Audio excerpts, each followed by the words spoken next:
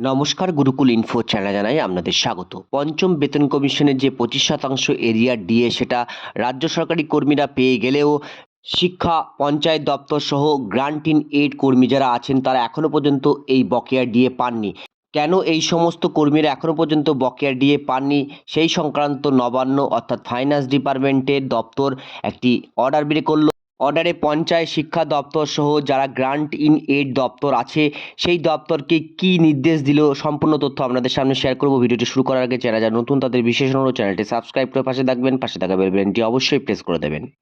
অর্ডারটি 10/4/2026 government of West Bengal finance department audit branch Nabanna থেকে the additional chief secretary higher education department, school education department, mass education extension and library service department, এছাড়া principal secretary urban development, municipal affairs department, minority affairs, transport, panchayat and rural development সকলকে পাঠানো হয়েছে।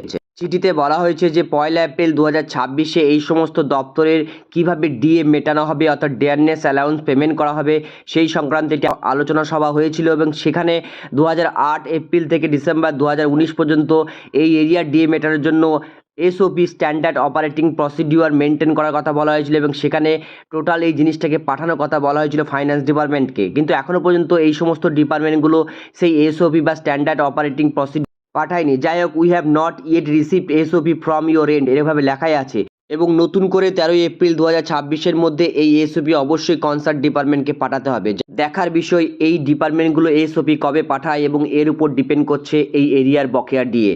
ভিডিওতে এইটুকু তথ্য আপনাদের সামনে শেয়ার করলাম। সকলে ভালো থাকুন, সুস্থ থাকুন, ধন্যবাদ।